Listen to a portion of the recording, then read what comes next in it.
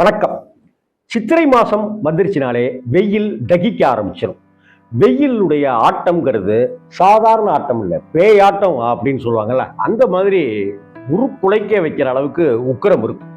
இந்த சித்திரை மாசத்திலேயே பார்த்தீங்கன்னாக்க, சித்திரை மாசத்தினுடைய பாதியிலிருந்து வைகாசி மாசத்தினுடைய பாதி வரைக்க, அதாவது மே மாசம் முதல் வாரத்தில் 4ஆம் தேதியிலிருந்து மே மாசத்தினுடைய இறுதி 28ஆம் தேதி 27ஆம் தேதி இது மாதிரியான வரைக்க இருக்கிற நாட்களை அக்னி நட்சத்திர காலம், கத்திரி வெயில் காலம் அப்படின்லாம் சொல்லுவாங்க. இந்த கத்திரி வெயில் காலம் அப்படிங்கிறது அனல் தகிக்கக்கூடியது.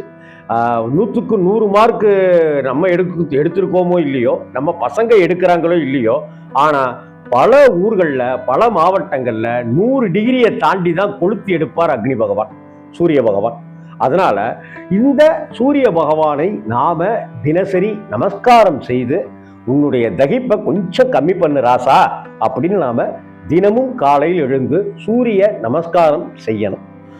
ரெண்டாவது, இந்த அக்னி நட்சத்திர காலத்துல நாமல் வீடு மாறுவது, புதிய பொருட்கள் வீட்டுக்கு வாங்குவது அப்படின்றத செய்யக்கூடாது.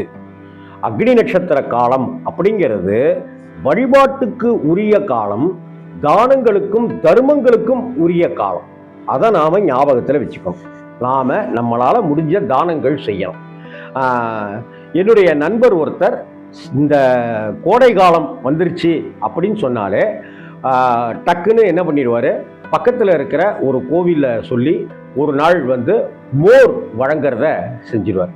நான் கூட இங்கே மறைமலை நகரில் சாமியார் கேட்டு அப்படிங்கிற பகுதியில் இருக்கிற ஒரு கோவிலுக்கு அது மாதிரி மோர் தானம் செய்வதற்கு மோர் தானம் செய்திருக்கோம். நான், என்னுடைய மனைவி, குழந்தைகள்லாம் சேரும்.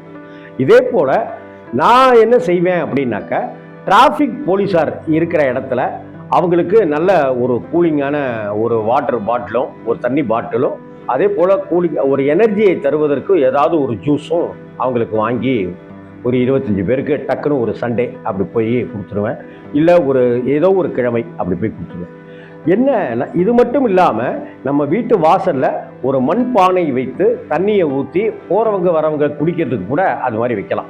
என்னுடைய தோழி ஒருத்தி வெயில் காலம்னு இல்லை, வருஷம் 365 நாளுமே வீட்டு வாசலில் தண்ணி வச்சு யார் வேணாலும் குடிக்கிற மாதிரி செய்திருக்கா. அந்த தோழிக்கு என்னுடைய நமஸ்காரங்கள். ஸோ அந்த சித்திரை மாதத்தில் நாம் நம்மளால் முடிஞ்ச தான வகைகள் தானங்களை நாம் செய்யணும். தானங்களை மோர் மாதிரியான குளிர்ந்த விஷயங்கள், அதே போல் யாருக்காவது நாம் ஒரு மோர் பாக்கெட்டு கடையில் கிடைக்குதா, அந்த பாக்கெட்டை கூட வாங்கி தரலாம். அதே போல் ஒரு 4 குழந்தைகளுக்கு ஒரு ஜூஸ் பாட்டில் டப்பா சின்னதாக விற்குதா, அதை வாங்கி தரலாம். இது எல்லாமே நமக்கு மிகப்பெரிய புண்ணியம். அதே போல் இந்த கோடை காலத்தில் நாம் நெல்லி முள்ளி யாருக்காவது தானம் செஞ்சோம் அப்படின்னு சொன்னால், நாட்டு மருந்து கடையில் நெல்லி முள்ளின்னு இருக்கும், காய வைக்க நெல்லிக்காய் தான் நெல்லி முள்ளி.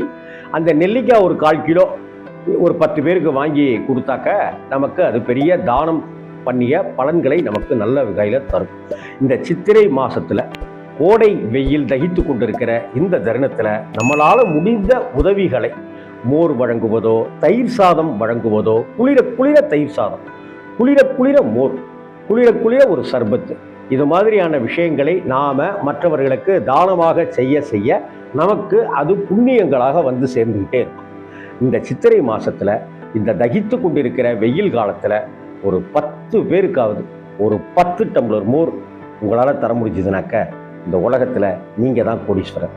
ஒரு 5 பேருக்காவது டிராஃபிக்கில் இருக்கிற காவல்துறையினருக்கு ஒரு 10 பேருக்கு வாட்டர் பாட்டிலும் ஒரு ஜூஸும் வாங்கி கொடுத்தீங்கன்னா நீங்கள் தான் கோடீஸ்வரர். இன்னும் முக்கியமாக எத்தனையோ ஹோட்டல் வாசலில் விசில வைத்து கொண்டு இப்படி வாங்க, கார் இப்படி போட்டோம் அப்படி போட்டோம்னு சொல்கிறவருக்கு, அல்லது ரோட்டு ஓரத்தில் பூ வியாபாரம் செய்து கொண்டிருப்பவர்களுக்கு யாருக்காவது ஒரு நிழற்குடை ஒன்று, இன்றைக்கி குடை ஒன்று விற்கிதே பெருசாக, அது மாதிரி ஒன்று வாங்கி கொடுக்க முடியுதுன்னா உண்மையிலேயே நீங்கள் தான் கோடீஸ்வரன். கடவுள் உங்கள் பக்கம் எப்போதும் இருப்பார். உங்களை மட்டுமல்ல, உங்கள் மனைவியை மட்டுமல்ல, உங்களுடைய குடும்பத்தையே சுபிட்சமாக்கிடுவார் கடவுள். உங்கள் குடும்பத்தினாக்க என்ன அர்த்தம், அடுத்த ஜெனரேஷன், அடுத்த சந்ததியினர், உங்கள் குழந்தைகளையெல்லாம் சீரும் சிறப்புமாக வாழ வைப்பார். நல்ல கல்வியை கொடுப்பார், நல்ல பையன்னு பேரிட ஒழுக்கத்தோடு வளர வைப்பார். கெட்ட சிந்தனைகள் வராமல் கடவுள் காப்பாற்றுவார். இந்த கோடை காலத்தில் குளிர தானங்கள் செய்வோம், புண்ணியங்களை பெறுவோம். நமஸ்காரம்.